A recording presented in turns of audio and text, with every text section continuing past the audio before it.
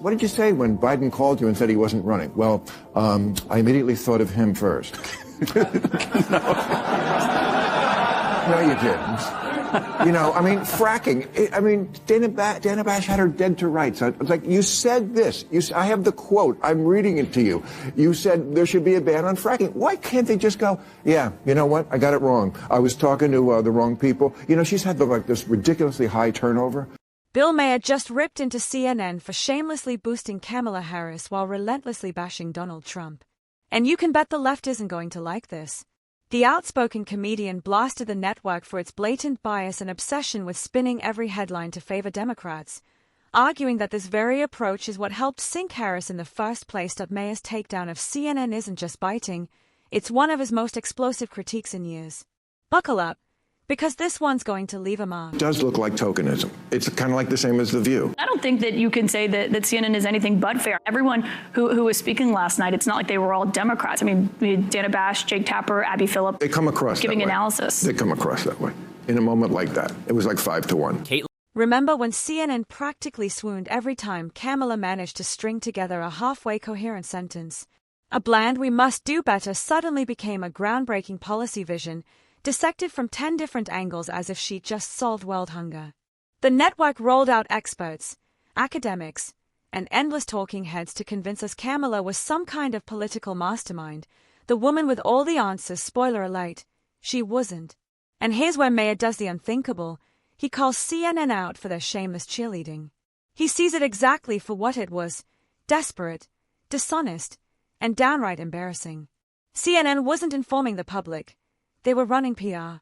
And with his trademark sting, Maher shredded their glossy facade in one clean strike. Conservatives do not trust CNN because it is so staunchly anti-Trump. He's not wrong, because they'll put on people like Adam Kinzinger or Anna Navarro, George Conway, and call them Republicans, or pretend that's being balanced by putting them on by saying, oh, see, these conservatives don't even like Trump.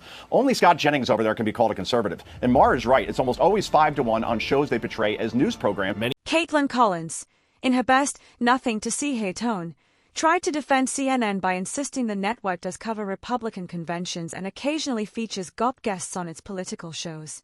Cute defense, but Maher wasn't buying it. Yes, he acknowledged, CNN does bring on conservatives, but it's never a fair fight. The panels are always stacked 5-1, with the token Republican sitting there like cannon fodder. Then came the knockout punch. Maher compared CNN setup to The View. Ouch. That's right, CNN, the self-proclaimed serious news outlet, running panels that look more like a daytime talk show circus, where one outnumbered conservative gets mocked, steamrolled, and shouted down by a liberal mob. Ask you, do you have the time? Your answer is not, I do. Do you have the time? Right. Yes, it's 4 o'clock. Well, you have to understand that words don't always mean what they mean. And when Tim Walz said, like, the American people, I talk like they do. No, you don't. No. No, you don't. You're a huge liar, like all politicians are. I don't care, by the way. I've always said this about politics. They're all going to lie. They're politics. It's what they lie about. I don't give a shit what you did during the Iraq War. You were in the Guard. So I don't understand why they just can't. You're just insulting my intelligence. It's no wonder so many people don't trust CNN. Their idea of balance is pure tokenism, parading out so-called Republicans who either can't mount a solid argument or barely qualify as conservatives at all. These voices aren't there to challenge anyone. They're there as props, convenient punching bags to make the liberal panel look smarter. That kind of hypocrisy drives Bill Maher crazy, and let's be honest, it pushes plenty of viewers away too. People aren't stupid. They can tell when a network is stacking the deck. When she said, what did you say when Biden called you and said he wasn't running? Well, I immediately thought of him first. No, you didn't. You know, I mean, fracking. Dana Bash had her dead to rights. It's like, you said this. I have the quote. I'm reading it to you. You said there should be a ban on fracking. Why can't they just go, yeah, you know what? I got it wrong. I was talking to the wrong people. You know, she's had this ridiculously high turnover. Like 42 of 47 people as vice president are gone. Just blame it on them. You know why these assholes are gone? Gave me the wrong information on fracking. This time, Bill Maher wasn't pulling any punches. He went after both Kamala Harris and Tim Walz for the shameless lies they slipped into their softball interviews. Walz, flashing his well-rehearsed political grin, has been caught exaggerating, or outright fabricating, his involvement in political and even military events, all in a desperate bid to cast himself as a seasoned warrior statesman. Harris has her own record of tall tales. She once boldly claimed she'd been to the border when she hadn't come anywhere close. And when pressed on why she never appeared on Joe Rogan's podcast, her team tried spinning the excuse that Rogan wouldn't allow her on, a claim Maher flatly rejected. He saw right through the smoke and mirrors, calling out the dishonesty for what it was. To Maher, this isn't politics as usual. It's deception dressed up as credibility, and the media's softball treatment only makes it worse. The bug up there is about IVF. I mean, I certainly understand abortion. You know, there's a baby growing in the womb. I get it. It's going to be a human. Doesn't bother me. But yes, it is murder. Again, doesn't bother me that it is. You're not supposed to mess with that.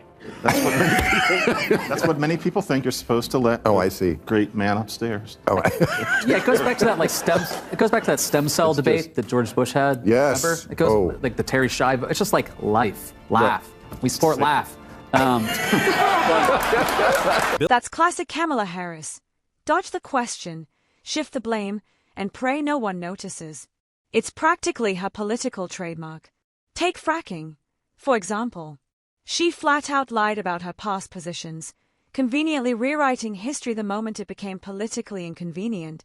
Then came the infamous word salad moment, a performance worthy of an award for cramming the most empty phrases into a single answer. Asked what she could do better than Joe Biden, she didn't deliver vision, clarity, or even a concrete policy. Instead, she launched into one of the most incoherent rambles ever televised, a jumble of half-thoughts stitched together to sound profound while meaning absolutely nothing. Maher couldn't resist spotlighting it, because it perfectly captures Kamala's style. Say a lot, mean very little. What explains Donald Trump's appeal to young men? I saw today that the gender gap, I think, is the widest. I mean, it's very predictable. I mean, the women are much more for Kamala, and the men are much more for Trump, generally. But it's not predictable if you look at past elections where voters under 30, generally men and women, went for Democrats. This is remarkable. I think to explain it... Wait, you're talking about under 30? Yeah, the under 30 What's going gender on gap there? is very different than past elections. So in 20... Bigger? Bill Maher is flat out wrong on this one, and not by a little. He openly defends the ending of innocent lives, children punished not for their own choices but for the recklessness of their parents. That moral contradiction is exactly why Maher will never fully cross over to the conservative side. The moment he does, his hypocrisy would be impossible to ignore. On one hand, he never misses an opportunity to torch the Catholic Church for failing to protect children, and fair enough, they deserve criticism.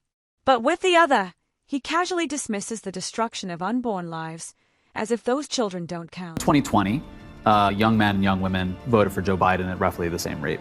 Over the last 4 years, and now with Kamala Harris, young women are voting for Kamala Harris at that same level, if not more. Kamala Harris has barely moved the needle with young men. They have gone more toward Trump. There's a lot of reasons for that. I think Trump has exploited culture war stuff. He appears on hyper-masculine podcasts, and he just seems like a fun bro who's not going to ban your zins, you know? Kamala Harris is rapidly losing ground with young men, the very demographic that gave Democrats a major boost in 2020. And the reason isn't hard to see. For years, Democrats have pushed narratives that many men feel have diminished or outright sidelined them. Instead of correcting course, Harris doubled down on the same tired formula. When it came time to choose a running mate, she passed on the chance to energize younger voters by elevating a younger man. Instead, she played it safe with an older pick that did nothing to rebuild trust with disillusioned young men. Meanwhile, Donald Trump made a very different move. By choosing a younger running mate, he sent a clear message. He values the strength, energy, and future of young men. This is a real issue for Kamala Harris, though. Like, this could be fatal for her campaign. So if Democrats need to win 60% of the youth vote to win the White House. Hillary came up short. Obama did it. Biden did it. Kamala Harris is right now at like 55% of the youth vote. If she doesn't get to 60, she could lose the election. And it's because young men, Gen Z men, are breaking to Trump. The brutal reality is this. Democrats' war on masculinity is backfiring. Young men feel alienated. Token debates fool no one. Hypocrisy runs deep. Bill Maher's critiques only highlight the cracks. Unless Harris ditches the woke agenda and starts respecting strength, her campaign is toast, because come election day, Young men won't be cheering her on. They'll be voting her